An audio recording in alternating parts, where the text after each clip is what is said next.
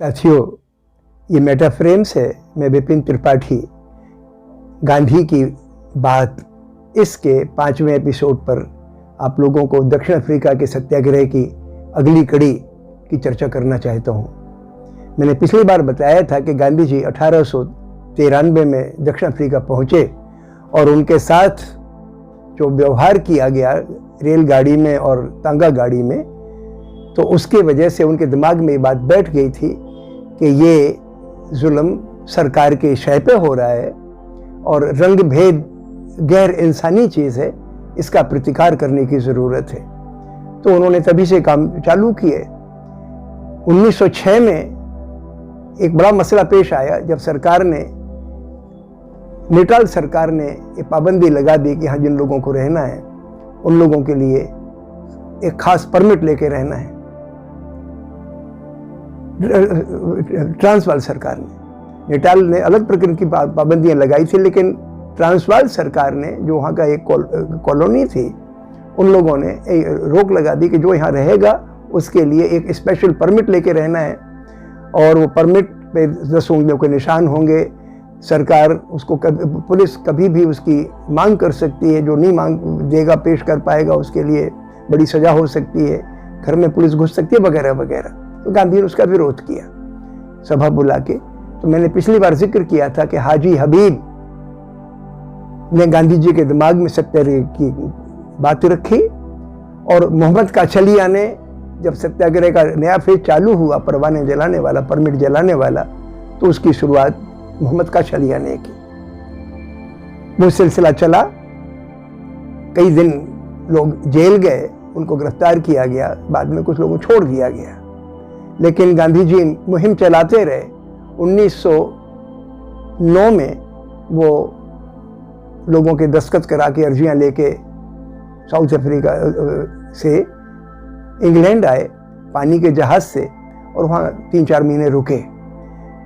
जब वहाँ पे हिंदुस्तानियों से उन्होंने मुलाकात की तो देखा कि हिंदुस्तानियों में आज़ादी का जज्बा तो है, लेकिन हिंसा के रास्ते से आज़ादी की हासिल करने की सोच रहे हैं लोग। तो उन्होंने एक किताब लिखी रास्ते में लौटते वक्त समंदर पे, लंदन से दक्षिण अफ्रीका जाते हुए, और उस किताब का नाम है हिंद स्वराज, जो कोई बड़ी मशहूर किताब है। खैर, वहाँ पहुँचे, मसला ये हुआ कि उन दिनों सरकार, ये जो 4 बड़े बड़े उपनिवेश थे दक्षिण अफ्रीका में अंग्रेज़ों के, वो चाह रहे थे चारों उपनिवेश के हम इकट्ठा एक बन जाए और हमारी एक जनरल बॉडी बन जाए, एक पार्लियामेंट जैसी चीज़ बन जाए और हमारे लिए इंग्लैंड के बहुत सारे अधिकार हमें खुद ही मिल जाएं।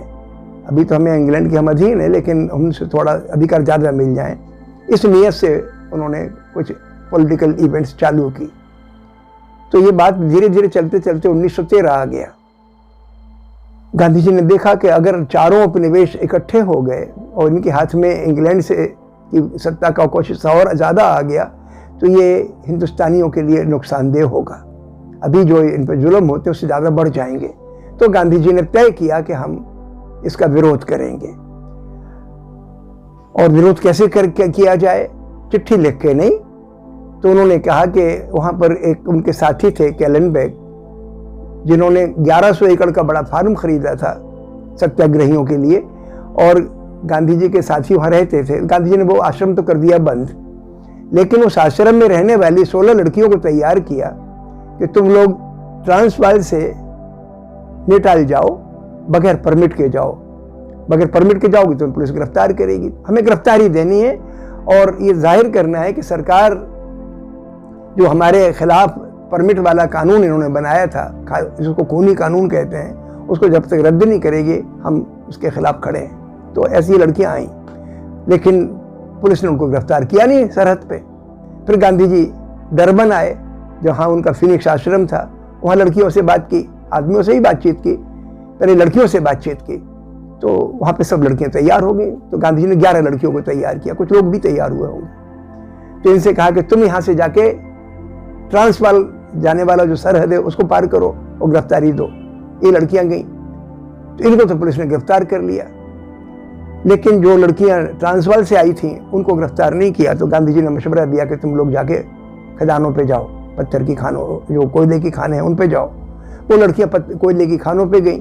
तो हिंदुस्तान से आए हुए जो गिरमिटिया मजदूर थे, उनमें काम करते थे, उन लड़कियों ने जाके उनको तैयार किया कि देखिए आपके ऊपर बड़ा जुल्म हो रहा है, और जब आपका ये ख़त्म हो जाएगा कॉन्ट्रैक्ट का पीरियड, तो आपके लिए भी ऐसा परमिट लेना पड़ेगा, और आपका एक कानून ऑलरेडी लगा है, 3 पाउंड का जो टैक्स देना पड़ता है वो ऑलरेडी आपके ऊपर है।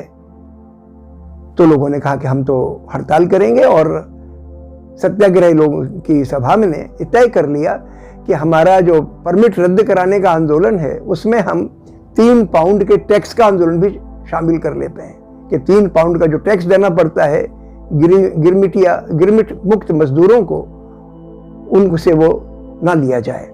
इस तरीके से गांधी ने आंदोलन का दायरा बढ़ा लिया। औरतों का आंदोलन वैसे ही उसमें मुद्दा शामिल हो गया था कि जो विवाह लोगों ने हिंदू पद्धति से या इस्लाम पद्धति से किए हैं उनको मान्य किया जाए।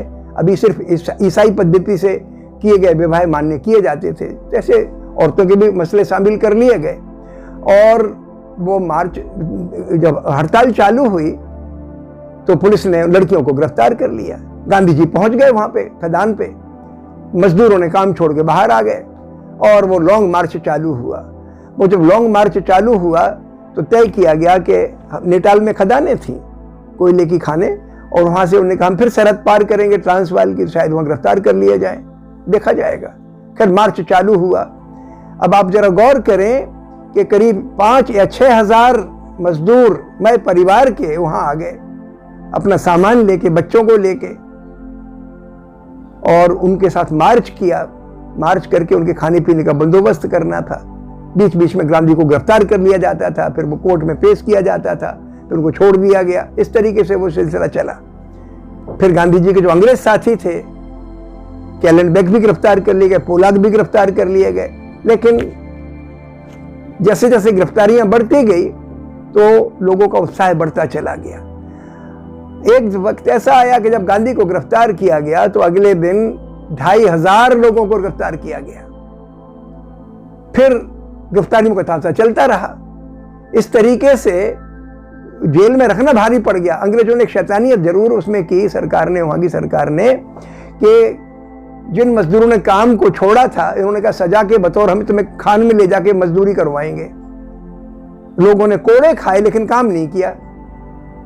कई लोगों ने को कोड़े की सजाएं हुई, बहुत तकलीफ दी गई उन लोगों को, लेकिन उन्होंने काम करने से इनकार कर दिया। इस तरीके से सत्याग्रह आंदोलन बड़ा मजबूत बना। कुछ लोगों की इसमें मौत भी हो गई। एक लड़की थी बली अम्मा, वो गुजर गई। एक नगप्पा थे, वो गुजर गए। एक हरबत सिंह थे सिख, वो उस वक्त तो नहीं, लेकिन हाँ बीमार पड़ गए, वहां पे जब छोड़ा गया तो बाहर आके वो मर गए। इस तरीके से इस सत्याग्रह में शहादत भी हुई, लेकिन अफ्रीका का जो माहौल था, दक्षिण अफ्रीका का जो माहौल था, वो गांधी जी के सत्याग्रह के हक में जा रहा था। धीरे धीरे जो गोरे लोग भी थे और वहाँ के जो निग्रो मूल निवासी थे, वो लोग भी इस आंदोलन के हक में आने लग गए। एकाएक क्या हुआ कि वहाँ पर रेलवे के जो गोरे कर्मचारी थे, उन्होंने हड़ताल कर दी और गांधी जी से उम्मीद की कि गांधी जी उसका समर्थन कर दें। तो गांधी जी ने कहा कि भाई हमारी हड़ताल खास मुद्दों पर है।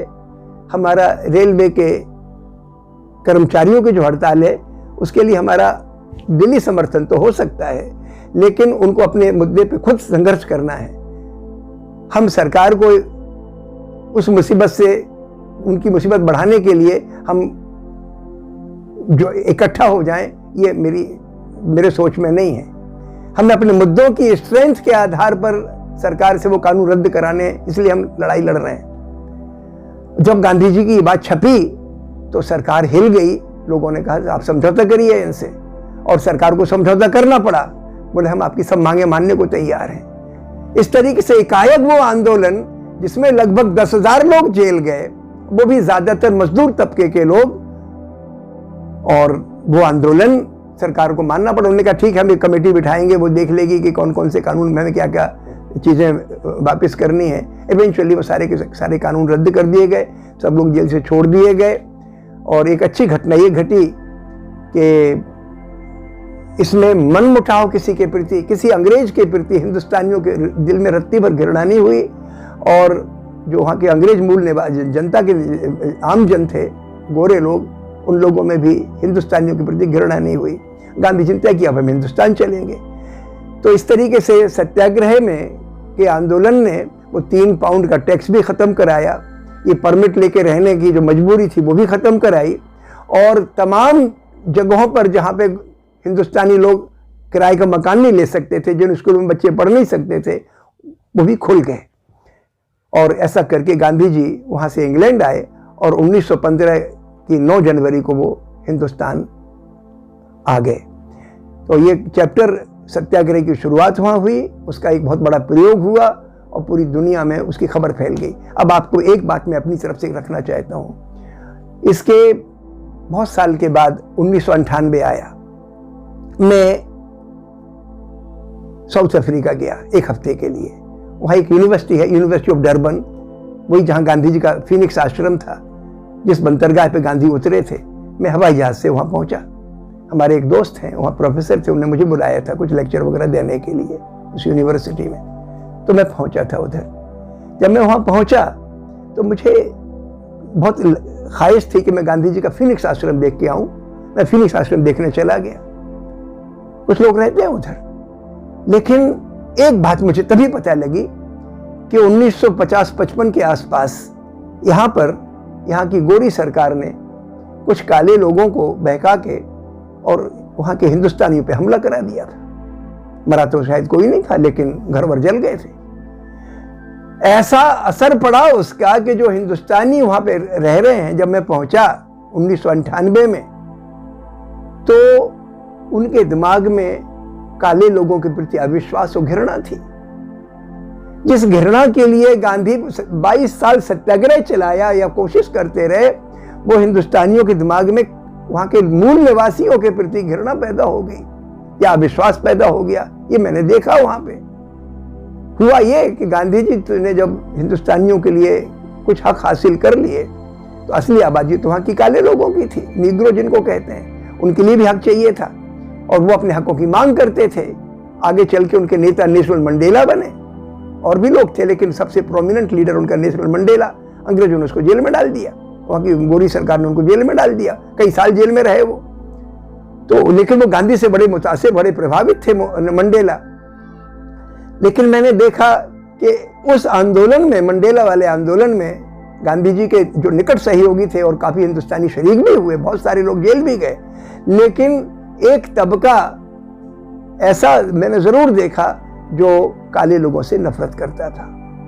एक बात तो ये। दूसरी बात, आप समझ लें कि साउथ अफ्रीका का जो आंदोलन था, उसमें जो प्रोमिनेंट हिस्सा लिया था, व्यापारी वर्ग से ज्यादातर मुसलमान थे, मजदूर वर्ग से हिंदू और मुसलमान दोनों थे, तमिल बहुत बड़ी तादाद में थे। यानी वो राष्ट्रीय एकता का सबसे नायाब नमूना था। लेकिन जब मैं वहां पहुंचा 1998 में, तो हिंदुस्तानियों में 2 खेमे बन गए। मंदिर में हम एक हमारे साथी ले गए, तो पता लगा कि यहां तो आरएसएस गाड्डा है।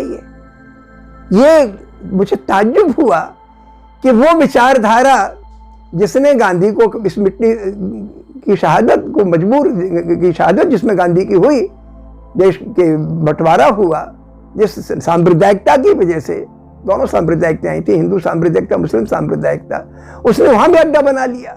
और हिंदुस्तानी कम्युनिटी उतनी कम्युनिटी तो नहीं जितने हिंदुस्तान के हिंदुस्तानी हैं, लेकिन फिर भी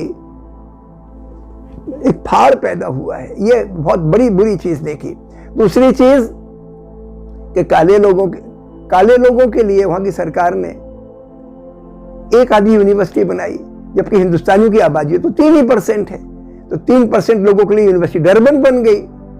यानी शिक्षा के मामले में वहां के काले लोगों को उस वक्त तक इतना पिछड़ा रहना पड़ा,